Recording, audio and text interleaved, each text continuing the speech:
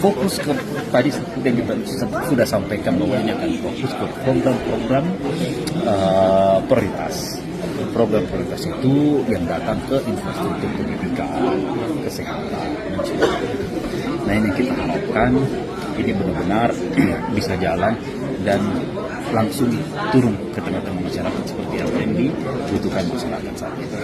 Mengurangi seremonial jadi yang seperti kita lakukan untuk benar-benar mengalihkan anggaran ini ke tempat yang benar-benar bisa dimaksimalkan.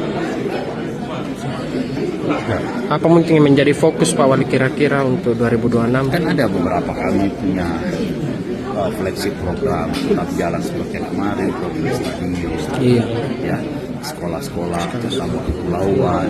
Ini hal-hal yang seperti ini kita maksimalkan supaya bisa menyentuh langsung di teman-teman masyarakat.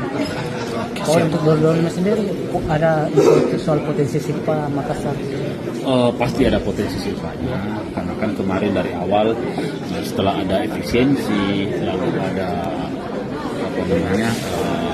waktu kami masuk juga tidak maksimal untuk melaksanakan semuanya, lalu kemungkinan ada potensi SIPA, tapi ini yang akan kita perbaiki di tahun 2006. Kira-kira berapa itu? Berapa kemungkinan potensi SIPA?